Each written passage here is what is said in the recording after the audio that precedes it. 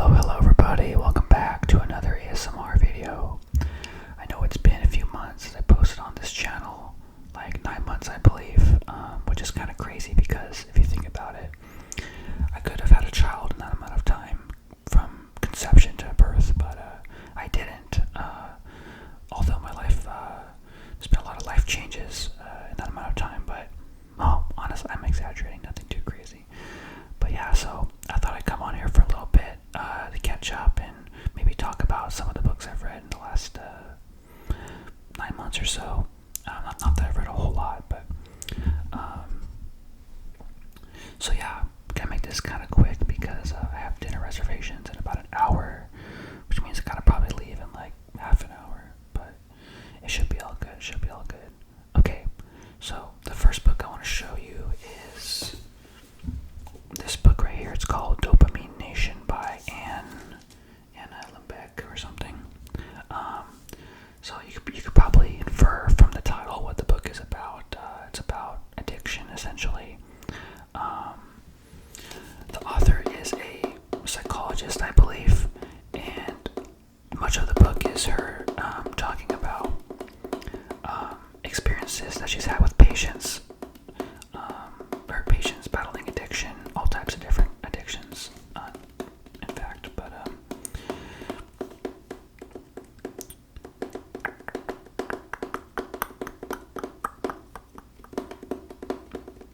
yeah, so this book covers all types of different addictions. Honestly, I was kind of hoping that this book would talk more about like, phone addiction and like, addiction to social media and like, the internet and things like that, but honestly it was more focused on like substance addiction, so that's not something I can really relate to. I was really hoping to get some more insights about like, addiction to internet, social media, phones, etc., which I feel like I definitely have a pretty good handle on. Like, I don't have any social media apps on my phone besides like if you count Discord or YouTube, but I don't have any of the main social media apps on my phone, and I don't even go on them on my web browser either. So I'm trying to make slow strides to digital detoxing. I mean, I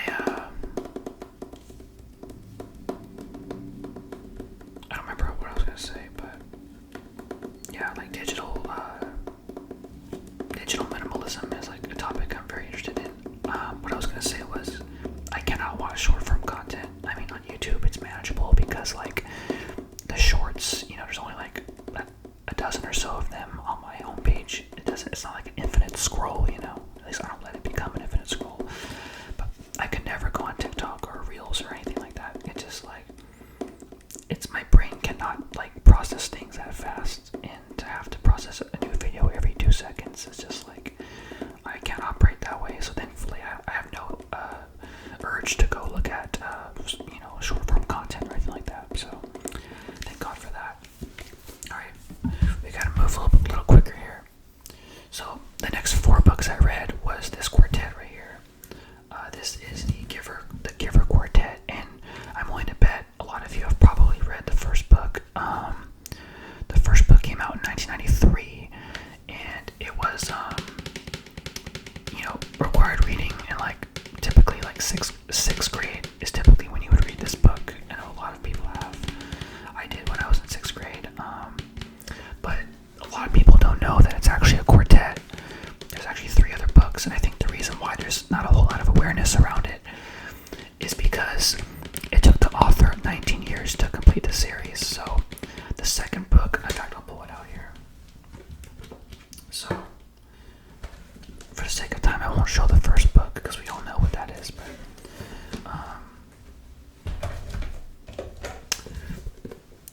this is the second book. It came out in the year 2000, so 7 years after the first book was released. And it has an entirely different set of characters in the first book. And so it's really not at all, there's no connection to like the original characters in this book. Which, is definitely kind of off-putting for people who are wanting to, read the rest of the series to,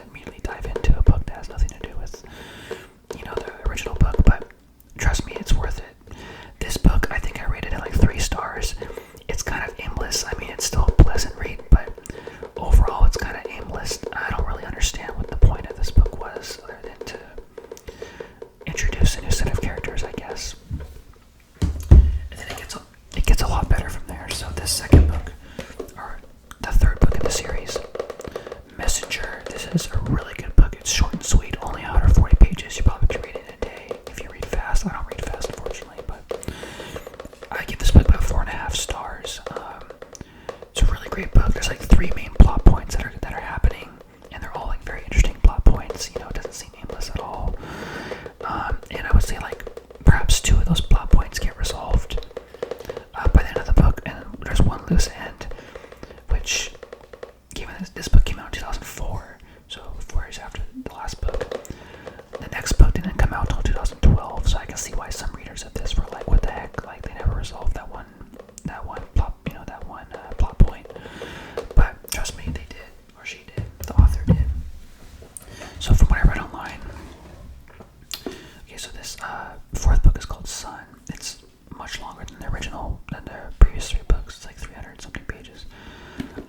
From what I understand, the author actually lost her son in real life, who was serving in the military, and I think that served as, well, I don't want not to say inspiration, but it definitely influenced her writing of this book. Now this book is really interesting because, and I would give this book 5 stars because this goes back to the original setting of the original Giver book, but it's not a prequel and it's not a sequel. It's actually happening. The events are taking place at the same exact time as the Giver. So that part was really interesting, just to get a different perspective of the community that they're living in, the setting, but with a very different, point of view. So this book is really great. It's divided into 3 sections. They all take place in different settings, those 3 sections, and it's just honestly just an epic adventure. Like it's the main character Claire just goes through an incredible journey in this book, and it's like, honestly, I couldn't have thought of a better way to end this series. I mean, it was just very creative. Like the author, I think it was worth the wait. 19 years to get this conclusion to the Giver Quartet. So I would highly recommend reading this series. Gathering Blue, the 2nd book, might be a little bit difficult to get through, but trust me, it's worth it to get to books 3 and 4. So that's the Giver Quartet. And actually, okay, so this one's kind of funny. I want to show you a book that I DNF'd. So I got this book for Christmas, and I was like, okay, I'll give it a shot, because I'm not beyond reading like self-improvement books or anything like that. I actually really enjoy reading self-improvement. Excuse me. I actually enjoy reading self-improvement books, so I thought I would give this a shot, right? It's called Whatever It Takes by Brandon Bornason, and the author is the CEO of an AI lead generation company. So that should kind of give you an idea of the perspective we're coming from. I read about 5 chapters of this, and I was like, I can't do it. I cannot go any further. It's just, I don't want to even give this book the privilege of tapping on it, honestly. It's just so bad. But basically, the moral of the story is, in order to make 7 figures in sales, you have to isolate yourself and not see your family or friends for 10 years, and then you'll be a millionaire. I don't resonate with that message. There were some things in this book that I resonated with, but for everything that I resonated with, there was 2 other things I completely disagreed with. So overall, not a good use of my time to finish reading this book. Basically, I could sum this book up by saying, in order to get rich, you have to do whatever it takes and not give up. I don't need 240 pages to tell me that. And also, the pursuit of money is not something I'm really super passionate about. I'm passionate about personal finance, but not generating endless amounts of money. I'm sorry for that loud noise. Anyways, this book that I'm reading right now is so much better. It's called 4,000 Weeks by Oliver Berkman. Time Management for Mortals. This book is actually really great because, and honestly, excuse me, I found this book on Goodreads, and I decided I wanted to read it because I found the title and the concept very compelling. But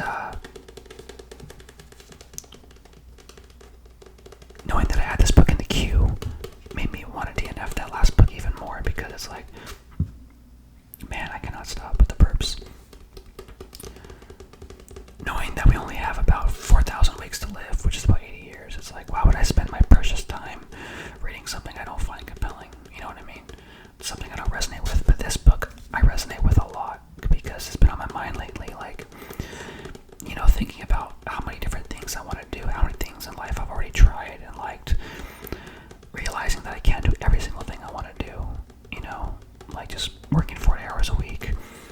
You know, I only have so much energy and time. Like, I can't possibly do everything I want to do, you know. So this book is kind of like, you know, essentially helping you make peace with that fact, but also trying to help you identify like what things in life are the most like, you know, of the most value to you, like what pursuits are going to be the most valuable to you, and you know, lead to a fulfilling life. So this book is really good. It's written very well. It's just kind of crazy to me, like how quickly things can become outdated. Like this book, for example, was written in 2021, published 2021. Yeah, sure, it was post-COVID, right? That's always important, you know, at this point in time. But post-COVID is more, you know, up to date with our reality. But and you know, social media was already a problem in this, you know, 5 years ago. Of course, nothing has really changed, and on that front, too much, but. It's just crazy with like the advent of AI, like how like the messages in this book can already be like, are already like, you know, being altered by the invention of AI. So that's kind of crazy, but because you know that's only existed for like it's only existed for the public for like 3.5 years at this point, and it's like we still don't know like how it's gonna affect, you know, the society and the economy at large. This is what keeps me up at night, honestly. Like, as a white-collar worker, like, am I going to be, like, replaced by AI? I hope not. I work in the nonprofit sector, so it probably have a little more resilience to it, but that's definitely what keeps me up at night, for sure. Anyways, that's all the books I wanted to show off. I don't know what we're at right now, maybe like 13 minutes. Just want to do some bonus tapping really quick before I go. This is my old iPad right here. I think I tapped on it in the last video. So this is a 2016 iPad Pro. I got this the day it came out, like, well, 10 years ago. But unfortunately, actually, it's not really super unfortunate. I was wanting to get a new iPad anyway, but I ended up replacing this with the iPad 11th gen, I think. I got it last year on Black Friday, but this one was working honestly just fine, but the problem was like I couldn't update the iOS version anymore, which means I couldn't update the apps anymore, which means eventually a lot of my apps kicked me out because it was like you need to have the latest version of iOS, and certain apps became unusable. So I was like, okay, it's time to get a new iPad. So I ended up replacing this with a blue iPad 11, which is back there, but it doesn't make as good sounds as this one does, but I was able to get that for like $60 brand new because I got it through Target. And Target is a lot cheaper than going through the Apple Store, and secondly, I paid for it largely with credit card points. So at the end of the day, I only paid like $65 for it.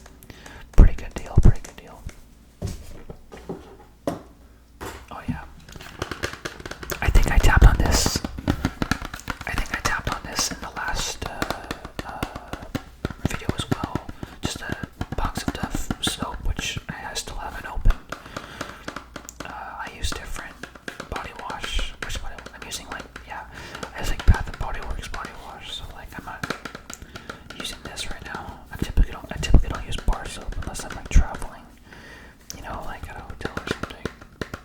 Okay. I think I have one more trigger. I'm realizing now I didn't really, I kind of prioritized this side of the microphone throughout the video, but that's alright. Anyway, so I definitely have a few more ideas for videos, and I think I talked about it in my last video too. My next video will probably be an American Truck Simulator Let's Play. It's basically just a truck driving game, as the name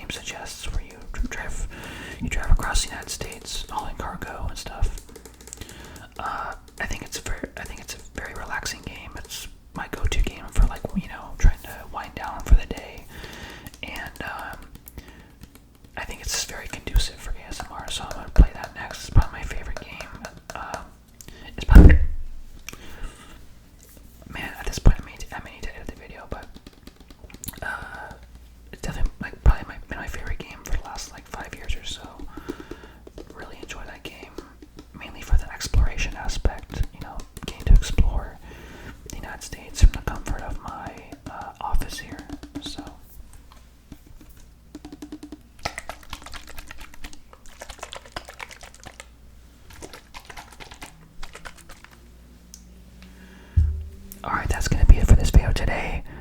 Thank you very much for watching, and I hope to see you again soon.